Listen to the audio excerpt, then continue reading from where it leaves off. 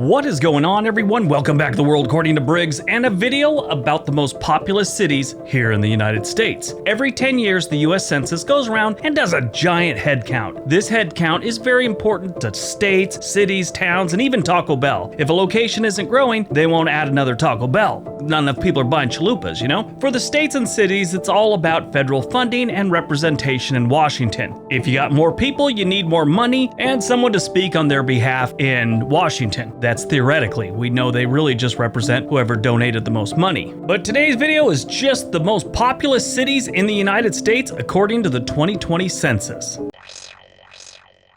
Number 10.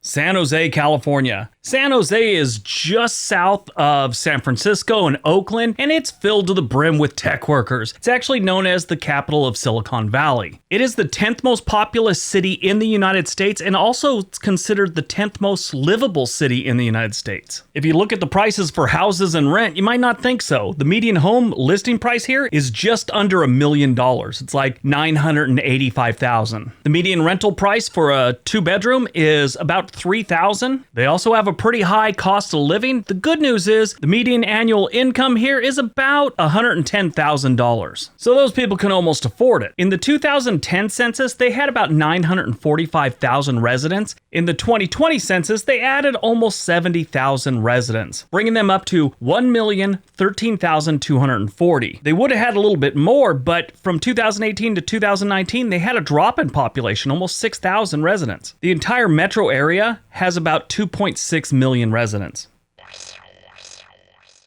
Number 9, Dallas, Texas. Dallas was in the same spot in the 2010 census, and I'm surprised this is where they stayed because everyone I talk to is moving to Dallas, so you'd think they blow up and get up to like number 5 or something. But no, here they are at number 9. Dallas is where you go these days for a good job that pays well and doesn't have a high cost of living, and homes are affordable. We just talked about San Jose, where it's about $1 million for the median listing price. In Dallas, it's $420,000 for the median listing price, less than half what San Jose's got going on. If you want to rent there, you're looking at about $1,800 a month for the median. Cheap houses and a cheap cost of living though. Dallas has actually a 99 cost of living index score, which means it's 1 point below the national average. The median household income in Big D is about $152,000 a year. In the 2010 census, Dallas had 1,197,000 residents, and they gained about 106,000 in that 10 years. They're right now at 1,304,379 residents. The entire metro area has a little over 7 million residents.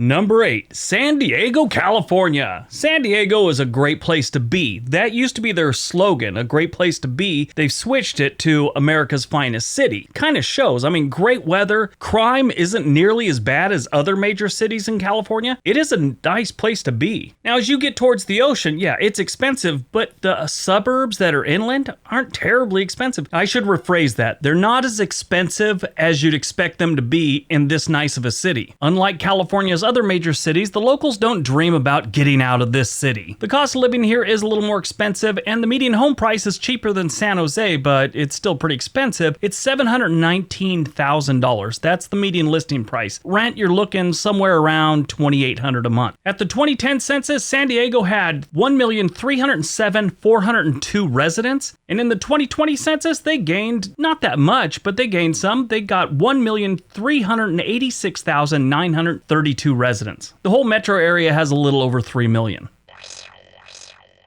Number 7, San Antonio, Texas. San Antonio is the next city I'm going to be visiting probably early next year. I haven't been there in some time, but I'm going there to judge tacos. The Alamo City is the second most populous city in Texas, and it is considered the best city in the United States for veterans. They have a lot of veteran services here. The median listing price here is $240,000. That is not bad, and the median rental price is about $1,400. When you look at their cost of living index, it is 88, which means it's 12 points below the national average. The secret's out about San Antonio because people are kind of flooding there. In 2010, they had 1,327,407 residents. In 2020, they jumped up to 1,547,253 people. The entire metro area is the 24th largest in the nation with 2.5 million residents. Number 6, Philadelphia, Pennsylvania. So we never really talk about Philadelphia that much. We have in the past, but most of the time when Philadelphia comes up, it's when we're talking about history tourists and stuff like that. Since the 2010 census, Philadelphia dropped down a spot. They were number 5 with their 1,526,000 residents. The city of brotherly loves only gained like 60,000 in the last 10 years. At the 2020 census, they had 1,584,064 residents.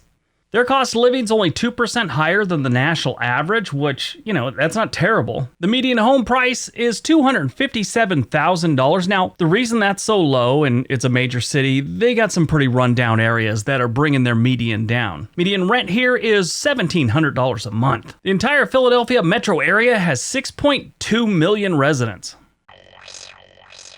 Number 5.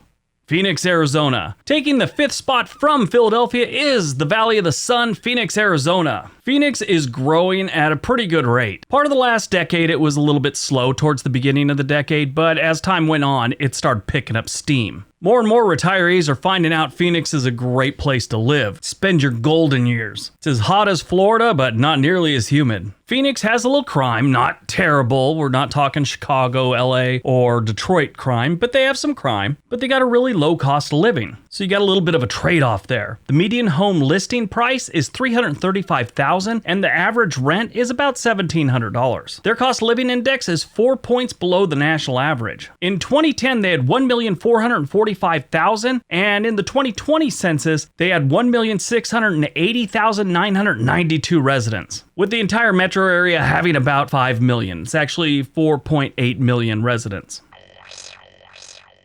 Number 4, Houston, Texas. Houston, Texas has a couple nicknames: H-Town, Space City, the Big Heart. It's a strange city. It's not like the rest of Texas. It's not as strange as Austin, so don't get me wrong there. It's just not like the rest of Texas, in my opinion. I actually know a few people that have left California to head to Houston. My friend Lily left LA probably 6 months ago and moved back to Houston. Its popularity is definitely on the rise. Why not? It's kind of cheap to live there. This is a major city, and they're still below the national average when it comes to cost of living. Only 6 points, but still. The median listing price in Houston is $308,000, and rent is right around $1,600 a month. Since the 2010 census, they've gained a little over 200,000 residents. They had 2,099,451 residents back in 2010, and right now they have 2,320,268 residents. They also have a huge metro area. The entire Houston metro area is over 7 million residents.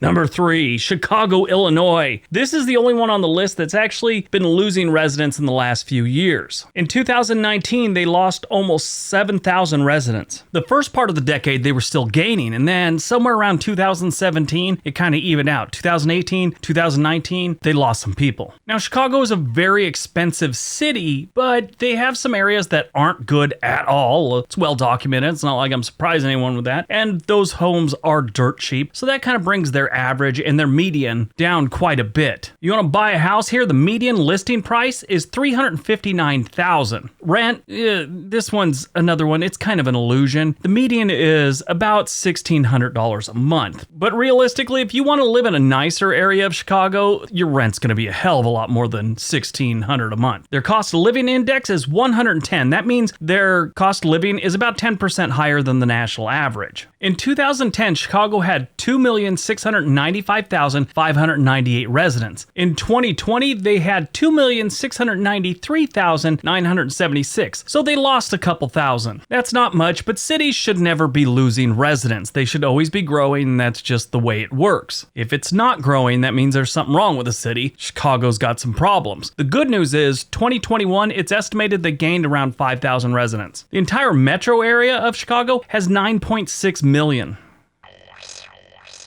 Number 2, Los Angeles, California. Yep, the city of angels is number 2 again. It's been number 2 forever. I was just going down the nicknames of Los Angeles. Now, I grew up there. I grew up in the suburbs of Los Angeles, southern section, area called the South Bay. And they have nicknames like the Big Orange, Tinseltown. I've heard Tinseltown, and La La Land. I know La La Land was a movie. I've never heard Los Angeles called that, and I've never heard it called Big Orange. Maybe the person that came up with that was sitting in Orange County, which is to the south of Los Angeles, where Disneyland is and all that. Who knows? If you ever thought about moving to Los Angeles, I'm going to give you a few reasons why you shouldn't. The first one is the homeless situation is horrible. It's almost as bad as the San Francisco area's homeless problem. If you go by Skid Row, which is in downtown LA or real close to downtown LA, you will think you're in some war-torn country. It's that bad. The cost of living is 48% higher than the national average. If you want to rent a place there, the median rental price is $3,200 a month, and the median listing price for a home is just under $1 million, $950,000. If you want to get anything under, let's say, $400,000, you're not going to be in a neighborhood you want to be in. In 2010, Los Angeles had 3,792,000 residents. In 2020, they had 3,898,000 and some change. The entire metro area of Los Angeles is huge, not just in population, but in size. But talking about population, the entire metro area has over 13 million residents. Big Orange, where'd that come from?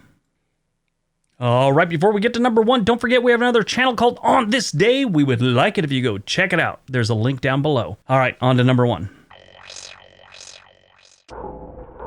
And number one. New York, New York. Yep, I'm sure most of you guessed by now. New York City is the most populous city in the United States. The Big Apple, the city that never sleeps, the city that Casey Neistat should be moving back to. I don't know if you guys ever watched him. He used to do these vlogs, daily vlogs, a couple of years back, and he's in New York City. I got very familiar with New York just by watching his videos. Really weird. He stopped doing those and he moved to California, but still, good videos. If you ever get a chance, go watch Casey Neistat. Just watch his old stuff. It's great. If you want to rent here, the median rental price in New York City is about $3,000. And if you want to buy a home, the median listing price is $850,000. They have like apartments in Manhattan that go for like $12 million. You might get 2 bedrooms there. That's insane. In 2010, the population of New York City was 8,175,133 residents. And in 2020, it was 8,804,190 residents. So they gained quite a bit, but by New York standards, it was kind of light. The entire metro area has 23,582,000 residents. It's a lot of people. All right, that's the most populous cities in the United States. Hope you guys enjoyed the video. Have a great day. Be nice to each other.